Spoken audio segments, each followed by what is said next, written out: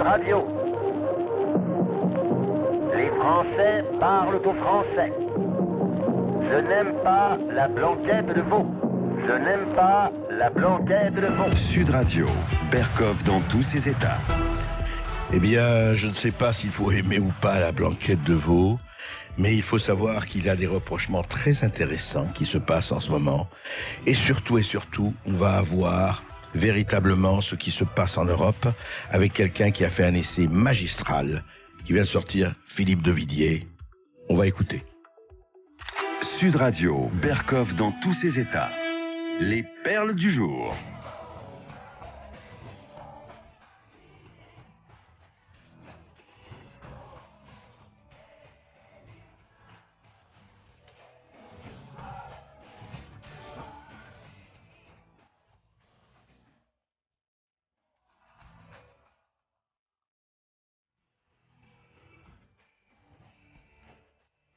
Les donneurs de leçons, écoutez, il s'est passé quelque chose d'intéressant, là, ce week-end. L'ancien président Nicolas Sarkozy, qui, chacun sait, est d'origine hongroise, a rencontré à Budapest le Premier ministre hongrois Viktor Orban. Eh bien, lui, c'est l'exception qui confirme la règle peut-être, a adressé des louanges à celui qui est devenu persona non grata au sein du groupe PPE au Parlement européen. Et oui, Viktor Orban, comme chacun sait, trop de droite, beaucoup de gens le traitent de dictateur, on ne veut pas de lui au PPE, justement, au Parlement européen, les républicains ne savent pas quoi faire là-dessus. Eh bien, Nicolas Sarkozy, qui est quand même un animal politique, qui n'est pas né de la dernière pluie, quand même, à part président de la République, il a fait beaucoup de choses, il a une carrière politique tellement longue, eh bien lui, comme par hasard, eh bien il est allé, il a reçu, si vous voulez, Viktor Orban l'a reçu, et il dit, Nicolas Sarkozy, on essaye de faire de nos différences une force, c'est pour ça que je suis aux côtés de Viktor et du Fidesz. Et il s'adresse directement à Viktor Orban, l'Europe ne doit pas être sectaire, personne n'a de leçons à vous donner. Quand on a des frontières, on doit les défendre, c'est ce qu'il a dit d'après le magazine L'Incorrect, d'après le site. Nicolas Sarkozy a dit, quand on a des frontières, on doit les défendre. Donc, Sarkozy qui va au secours de Viktor Orban. C'est quand même assez hallucinant. C'est intéressant de savoir pourquoi Sarkozy ne fait jamais les choses par hasard. Qu'est-ce que ça signifie ? On va en parler.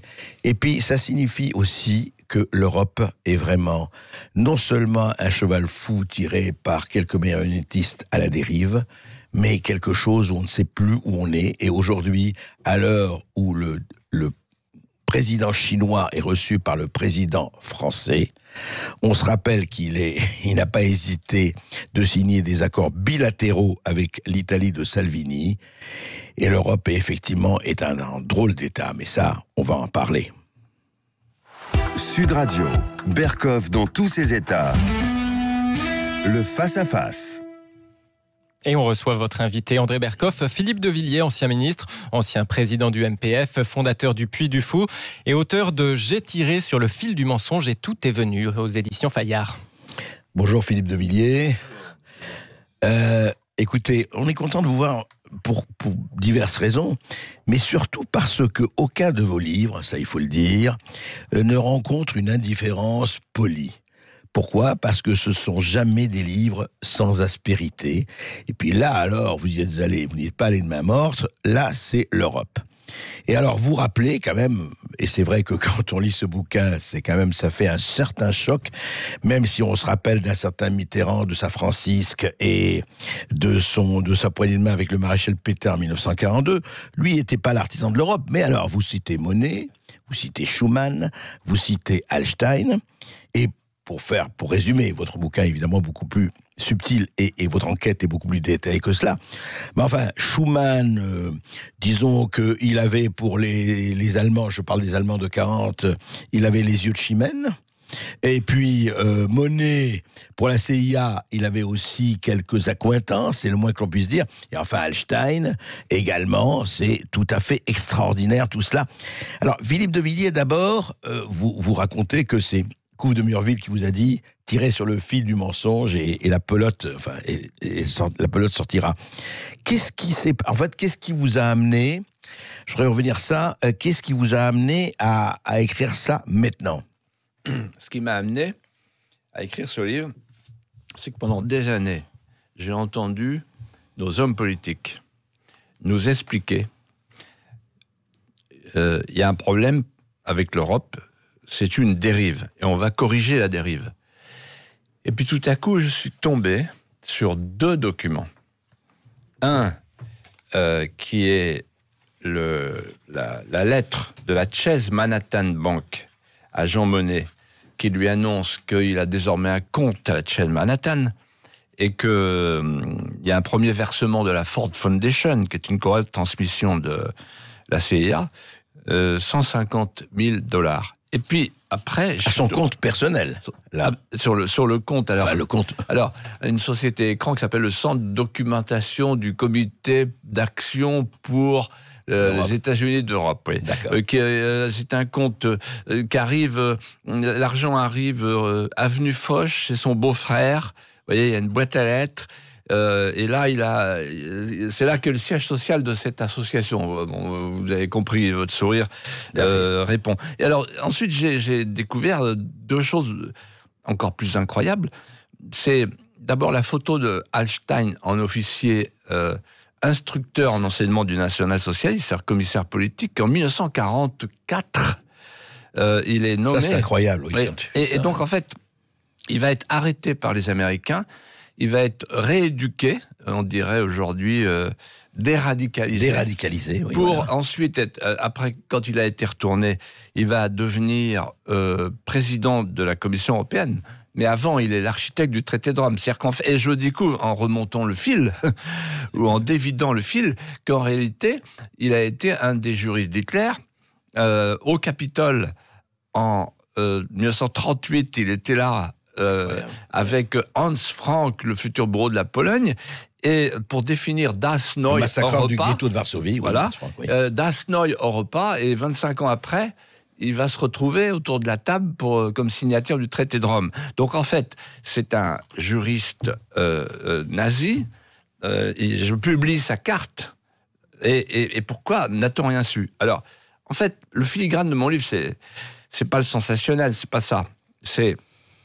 Je veux montrer qu'en fait, le gène déconstructeur qui mine et fragmente l'Europe d'aujourd'hui, une Europe sans corps, une Europe sans tête, une Europe sans racines, une Europe sans âme, une Europe sans frontières, un espace sans frontières, comme on dit, eh bien, le gène déconstructeur de cette Europe était dans l'ADN du corps d'intention des pères fondateurs. Et donc, en fait, pourquoi? Tout simplement parce que Monnet, Schuman et Hallstein, les 3 pères fondateurs, étaient des hommes fragilisés ou compromis, ou les deux, dans la main des Américains, et que le département d'État américain s'est servi de la guerre froide, a pris prétexte de la guerre froide, pour configurer une Europe à sa main, avec 3 éléments: une commission exécutive, surtout pas un État, surtout pas un super-État, surtout pas une superpuissance, surtout pas une puissance, surtout pas une puissance politique, mais une gouvernance acéphale, ce qu'ils appelaient une polyarchie délibérative, on est en plein dedans avec les lobbies, etc. Deuxièmement, un marché annexe pour écouler leur surcapacité productive. Et troisièmement, l'agrégation, je pèse mes mots, ils sont de Dean Acheson, le secrétaire d'État, l'agrégation de ces États européens démantelés à un seul ensemble géopolitique américano-centré, CQFD. Et alors justement, et le verre était dans le fruit, et quand je dis le verre, et est-ce que vous pensez vraiment aujourd'hui, là, il faut le dire, cette espèce d'extraordinaire implosion de l'Union européenne, on le voit tous les jours, encore une fois, je parlais le président chinois qui fait un traité avec Salvini, enfin avec l'Italie de Salvini, et qui s'en fiche du reste, l'Europe ça n'existe pas, donc faisons des traités bilatéraux. Ce qui se passe avec la Cour européenne des droits de l'homme que vous suivez, ce qui se passe à tout niveau, la mainmise effectivement, et j'ai retrouvé effectivement des textes formidables aussi de vous-même et de Philippe Séguin de l'époque, mettant en garde sur où est l'Europe des nations, où sont les nationalismes qui sont importants des nations pour faire une Europe des nations et pas une Europe fédérale. Vous pensez que tout ça était complètement et devait nous amener à ce qu'on vit aujourd'hui? Ben, c'est simple. Vous savez que les mémoires de monnaie, j'ai découvert que les mémoires de monnaie n'étaient pas de monnaie. Ils ont été commandés par les Américains, inspirés par les Américains, financés par les Américains. Bon, c'est très grave. Bon, en fait, c'est un mensonge, tout ça. Mais il se trouve qu'il y a une phrase écrite de sa main sur le manuscrit, chez le même éditeur que moi, chez Fayard. C'est la dernière. Il dit « Ai-je assez fait comprendre que l'unification européenne, la communauté européenne que nous créons, n'est qu'une étape vers les formes d'organisation du monde de demain. » Qu'est-ce que ça veut dire? Ça veut dire qu'en réalité, il ne veut pas du tout faire une super-nation. Il ne veut pas additionner les composantes nationales pour faire un super-État. Pas du tout. Ça, c'est le discours officiel qu'on nous tient avec Giscard, Delors, Sarkozy, Hollande et maintenant Macron. Non, il veut, au contraire, il veut faire un marché planétaire de masse avec une gouvernance mondiale. C'est ça son projet. C'est ça leur projet. Et ça, on nous l'a caché. Et en fait, on continue à nous mentir en nous parlant d'une Europe puissance, alors qu'on fait une Europe impuissance qui est devenue une cible, qui est devenue une proie. Les Américains nous considèrent comme une colonie, avec l'extraterritorialité juridique là, qui est en train de mettre en cause Airbus. Les Chinois nous considèrent comme un terrain de jeu avec les routes de la soie. Erdogan nous fait payer une dîme léonine pour faire de la rétention de migrants. On lui demande, on le paye pour qu'il bloque sa frontière, vu que des milliards, des milliards, 6 milliards par an, vu que nous, on est incapables de bloquer la nôtre. Bref, les puissances islamiques nous considèrent comme un déversoir pour surpopulation, mais quelle est cette Europe qu'on nous avait promise comme une superpuissance? C'est un mensonge, voilà, c'est QFD. Mais alors, Philippe de Villiers, comment vous expliquez justement qu'il n'y ait pas eu, Monnet, Schuman, c'était il y a 50 ans, hein, et plus. Comment expliquer, 60 ans, mais plus, comment vous expliquez, alors il y a eu des tentatives, il y a eu des hommes politiques, je sais, dont vous, dont d'autres, mais comment vous expliquez qu'à aucun moment, ce que vous racontez aujourd'hui, même, je ne parle pas des révélations, hein, je parle du fond, n'ait été au centre des débats de ce qui se passe, puisque ça concerne chaque Français, ça concerne tout le monde. Comment ça se fait que ça a été presque, je dirais, de l'omerta, ça a été une espèce de passage sous la moquette permanent? Tout simplement parce que quand vous n'avez plus la puissance publique, vous avez des puissances privées, légales et illégales, qui obéissent à des allégeances cachées, ce que je montre dans mon livre. Et aujourd'hui, il n'y a plus de puissance publique. Les élus politiques français, sauf exception, les élus politiques français obéissent à des bureaucraties supranationales qui elles-mêmes obéissent à des allégeances cachées. C'est pour ça que je parle du groupe Bilderberg, très important. Et de tous ces noyaux multinationaux, souvent à base, évidemment, d'entreprises de milieux bancaires et capitalistes, qui en fait veulent détruire les nations, détruire les filiations, détruire les frontières, détruire les États, détruire les législations protectrices des plus pauvres pour avoir un grand marché planétaire de masse. En fait, le grand rêve du capitalisme mondialisé et de l'islamo-capitalisme, regardez Decathlon, etc., c'est d'avoir un seul marché planétaire. Ça, c'est leur rêve. Avec une gouvernance mondiale. Notez bien l'évolution des mots de Bruxelles. Vous qui êtes un homme de culture, André Berkoff, regardez, je prends quelques termes. Le glissement sémantique. Gouvernement, maintenant on dit gouvernance. Vous savez d'où vient le mot? Level gouvernance, la banque. Oui. La banque. Oui. Ensuite, etc. Peuple, maintenant c'est société civile. Ensuite, territoire. Maintenant c'est espace, un espace sans frontières. C'est-à-dire qu'en fait, tous les mots, loi, maintenant c'est régulation. Vous voyez? Donc, tous les mots du faute de changer les choses, on change les mots. Oui, on change les mots, mais surtout, on a une espèce de machin incroyable qui tourne à vide. D'ailleurs, regardez, vous avez parlé du président chinois. Bon, c'est un sujet que je connais parce que le président de la République a invité le Puy du Fou ce soir à table. Nous sommes, parce que les Chinois nous ont appelés en Chine, pour faire la Grande Muraille. Donc ce soir, vous êtes et donc mon fils Nicolas, président du Puy du Fou, sera au dîner de gala, au dîner d'État, à une place de choix, parce que le président Macron considère que le Puy du Fou est un des fleurons français, et les Chinois eux-mêmes ont dit « Ah, mais nous, on veut rencontrer nos amis, etc. » Bon. Qu'est-ce qui se passe ? Là, on a le président de la République qui reçoit le président chinois. Hier, c'était les Italiens, je crois, Monaco, etc. Et où elle est l'Europe ? Comme disait Kissinger, l'Europe, quel numéro de téléphone. Alors il y a Juncker qui sera, j'espère que ça sera le matin pour lui, parce que sinon ça sera plus difficile. Vous allez avoir un show Juncker. Oui, et donc il va venir, mais il vient à Paris. Mais où est l'Europe ? C'est-à-dire qu'enfin c'est fini. Non, mais ce que je veux dire, est-ce que le président chinois a eu l'idée d'aller à Bruxelles ? Non. Non, bien sûr. Donc ça veut dire que ça marche pas. Il y a l'Italie, il y a la France, etc. Voilà. Il y a les nations, c'est tout, voilà. Ouais. Alors l'Europe, franchement, elle n'est pas très bien partie et encore moins bien arrivée. Vous entendez ? Oui, 12h42 sur Sud Radio. On se retrouve dans quelques instants avec Philippe de Villiers pour son livre « J'ai tiré sur le fil du mensonge et tout est venu ». Édition Fayard, à tout de suite. 90. Sud Radio, Berkoff dans tous ses états. Le face-à-face. Et on retrouve André Berkoff avec Philippe de Villiers. Philippe de Villiers, on parle toujours de ce livre qui va être en tête des ventes, et ça ne m'étonne pas. J'ai tiré sur le fil du mensonge et tout est venu. Mais dites-moi, j'ai lu effectivement un certain nombre de réactions, comme toujours évidemment, avec vous, et avec ceux qui intéressent évidemment, les pour, les contre, mais on vous a accusé quand même de complotisme, et effectivement des fois je me suis dit, vous parlez de Bilderberg et tout ça, et vous dites, les organismes cachés, il n'y a pas un côté X-Files dans tout ça, Philippe de Villiers, là, la vérité, seule la vérité est absente, etc. Alors, je vais vous répondre, complotisme, Oui. Bon, le mot, il a un sens. Le complotisme, ce sont des rumeurs, ce sont des fantasmes, ce sont des contre-vérités, ce sont des théories. Moi, mon livre, c'est une réponse au complotisme. C'est pas des rumeurs, il y a 111 pages d'archives, dont la plupart sont des archives inédites.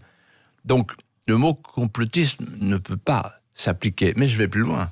Ce que j'ai découvert, c'est que l'Union européenne, la construction européenne, depuis 70 ans, elle est ontologiquement conspirationniste.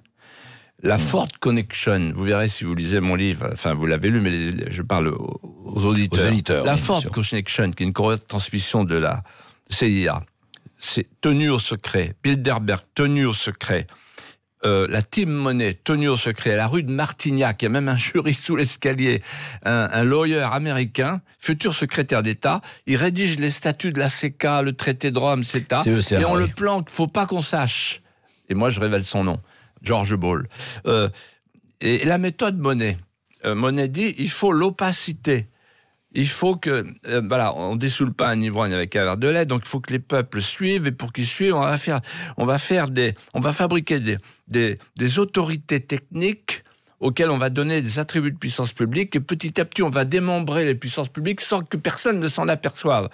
Si c'est pas du conspirationnisme, et il y a un de ses amis qui s'appelle Pierre Houry, un ancien d'Uriage de Vichy, oui, qui lui donne la panoplie sémantique du futur traité de Rome, et qui dit « Nous étions un commando de conjurés, et notre but était de contourner le Quai d'Orsay au lieu de la souveraineté nationale, de la souveraineté nationale. » Donc en réalité, les Français ont découvert, et d'ailleurs, la preuve que c'est une conjuration, c'est que dès que vous avez un peuple qui vote de travers, comme par exemple la France en 2005 ou le peuple anglais en ce moment, on les rattrape. Ah oui, l'histoire du Brexit, je voudrais qu'on s'arrête un tout petit peu. Brexit, non mais le vous Brexit, avez vu 1 million de personnes qui descendent, oui. Ah là là, oui. On veut plus parler du Brexit, on veut un nouveau référendum et tout ça. C'est normal, il y a toute la City, il y a vous vous rendez compte, le grand patronat anglais. Et ça décane le maire de Londres, etc. Oui, mais bien sûr, tous les gens qui ont intérêt à faire venir des immigrés à pas cher pour pouvoir casser les prix de la main-d'œuvre, etc.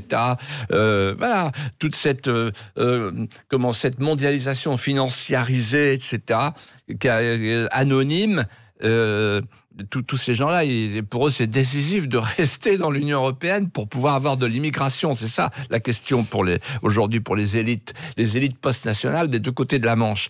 En fait, le peuple anglais s'est prononcé. Aujourd'hui, de quoi on parle ? On dit il faut un deuxième référendum. Ah oui. Vous vous souvenez, en 2005, le peuple français a voté à 55%, et on a eu le traité de Lisbonne. Donc, Non, il n'y a pas de complotisme. C'est drôle d'ailleurs. Vous savez, les deux critiques. Oh, je suis frappé par l'indigence, tous ces gens-là. Un gars qui est académicien qui s'appelle Éric Roussel. Oh, je le plains. Dans son livre, il dit pas un mot sur les financements de monnaie. Pas un mot. Vous vous rendez compte, il écrit 1000 pages sur monnaie, pas un mot sur les financements. Vous savez ce que j'ai découvert, moi? J'espère que les auditeurs nous écoutent bien et qu'ils sont assis.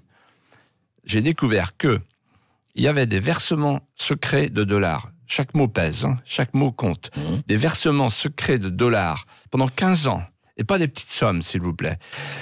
Avec des contreparties, c'est-à-dire des opérations d'influence menées par Schuman, Monet, etc., au service des intérêts américains. On va prendre un seul exemple. La France, de la 4e République, développe une filière, l'uranium naturel. Les Américains s'en aperçoivent, donnent mission à Monet, il y a tous les télégrammes, il y a tous les échanges dans mon livre. Donc on ne dit pas que c'est pas vrai. Ouais. De stopper ça et de créer l'Euratom pour que les Américains puissent garder la maîtrise de la matière fissile. Et donc, en fait, ils donnent l'ordre, je cite, d'entraver la marche vers l'indépendance nucléaire de la France. Ça s'appelle de la haute trahison. Voilà. Et justement, alors revenons à aujourd'hui, c'est vrai qu'en tout cas ce livre montre quand même la manière assez extraordinaire, et quand je dis extraordinaire, au trop mauvais extra trait d'union ordinaire dont tout cela s'est passé. Et je voudrais aujourd'hui, est-ce qu'aujourd'hui on ne peut pas opposer deux figures, Philippe de Villiers? D'un côté Juncker qui sera peut-être à table ce soir avec votre fils Macron et Xi Jinping, et de l'autre côté Orban, le Hongrois. Orban, le Hongrois, dont j'ai vu, et on a dit, il a, comme vous savez, il a proposé notamment pour la démographie hongroise que tout couple, toute famille qui aurait 4 enfants, eh bien, serait exempté d'impôt à vie, aurait même une voiture.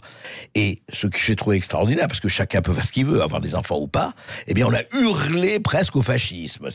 Ce qui est quand même... Et puis, à côté, le nomadisme extraordinaire de Juncker et de toute la banque, je ne vais pas citer Moscovici, enfin, cette espèce de... Alors, qu'est-ce qui se passe aujourd'hui? Est-ce qu'on n'est pas véritablement à l'heure de vérité entre une Europe, celle de l'Est, celle de Salvini, c'est d'autres qui décident, attendez, nation first, et puis les autres qui disent non, nomadisme et mondialisation first? Alors, vous avez tout à fait raison. On peut caractériser le fossé qui sépare les deux Europes, l'Europe de l'Est, l'Europe de l'Ouest. L'Europe de l'Est a grandi à l'Italie, à l'Autriche. On peut la caractériser, cette fracture. Il y a ceux qui veulent faire l'Europe en retrouvant les vieilles nations, donc Orban, et ceux qui veulent faire l'Europe en se passant des vieilles nations. J'ai rencontré Viktor Orban pendant 3h30. Et je lui ai dit, mais finalement, quel est le problème entre les deux Europes? Il dit, je vais vous dire, la différence entre Macron et moi, c'est que lui, tous les matins, il se dit, comment je vais faire avec? Je dis, avec quoi? Avec l'islamisation. C'est trop tard. Et moi, tous les matins, je me dis, comment je vais faire sans? Comment je vais faire en sorte que je ne sois pas dans la situation où est mon ami Macron?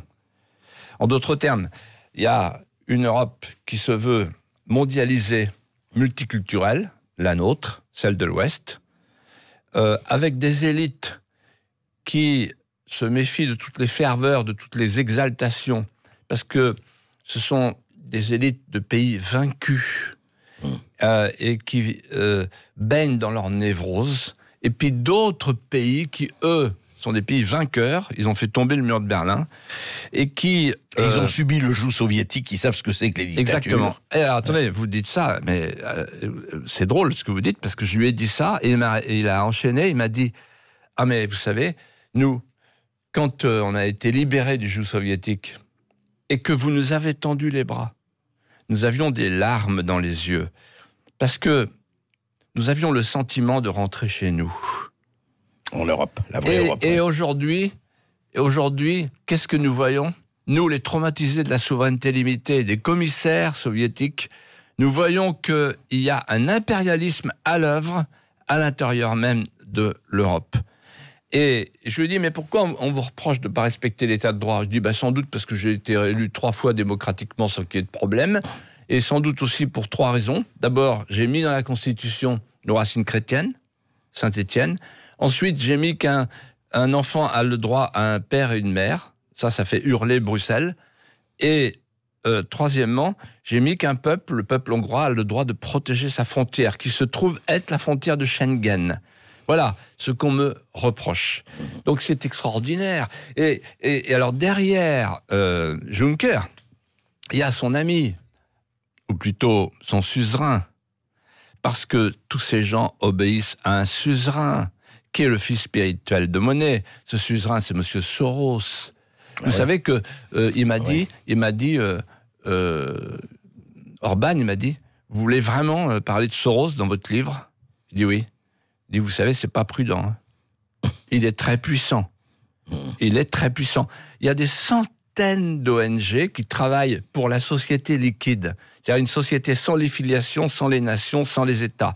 Soros. Open Borders. Voilà. Open Society. Voilà, Open Society. Et donc ce Soros, en fait, il claque du doigt et Juncker se met à genoux devant lui. Macron se met à genoux devant lui. Tout le monde se met à genoux devant Soros. Que les auditeurs retiennent bien ce nom. C'est le nouveau patron. C'est the big boss de l'Europe. Et ce gars-là, c'est quoi? C'est un spéculateur qui se fait prendre pour un bienfaiteur. Vraiment, cet homme me dégoûte. Écoutez, c'est intéressant de parler de Soros. On sait très très bien qu'il a financé des femelles au Black Bloc, enfin beaucoup de monde, ça c'est clair. Attendez, il finance des députés européens. Il y a un rapport qui dit qu'il finance. Il y a 200 députés européens qui sont dans la main de Soros. Vous vous rendez compte? Vous vous rendez compte jusqu'où va l'argent? 200. Oui. C'est beaucoup, et ces gens qui nous... 200, oui. Et vous savez, c'est tous ces gens de Bruxelles, là, ou qui se couchent devant Bruxelles, devant une espèce de mastodonte informe, cette grande larve, voilà, qui nous commande tous les jours, tous ces gens, ils sont dans la main de Soros. Oui, moi, un jour, j'ai mené un combat sur les abeilles, contre le Gaucho et le Régent. Bon. Et puis, j'étais tout seul à ce moment-là. Et en face de moi, il y avait un ministre de l'Agriculture de Chirac, un gars de droite, qui s'appelait Guémard. Et alors, il dit non, faut pas toucher à ça, etc. J'ai pas compris. Et quand je suis arrivé à Bruxelles, on me dit, oh là là, on fait le vide sanitaire. Et maintenant, j'ai compris depuis quelques jours. En réalité, j'ai compris depuis que j'ai lu dans le Figaro que, Bayer est un des grands bailleurs de fonds. Un des grands bailleurs de fonds des partis politiques européens. Mais comment les gens peuvent-ils encore rester chez eux, ne pas descendre dans la rue et crier « On n'en veut plus de cette Europe, on n'en veut plus ». Orban, il a raison.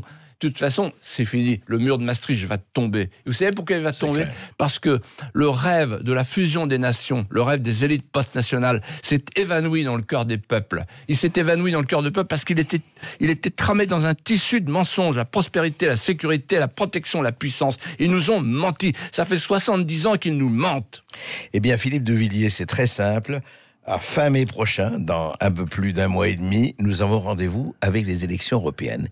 Et on va voir qui va l'emporter de la société liquide et des nations en conscience. Merci Philippe de Villiers. On rappelle que vous publiez « J'ai tiré sur le fil du mensonge et tout est venu », édition Fayard. Merci à vous André. Berkoff dans tous ses états. Rendez-vous demain midi. Dans quelques instants, Jacques Pessis reçoit Tété. Le chanteur se confie de 13h à 14h. Bon après-midi sur Sud Radio.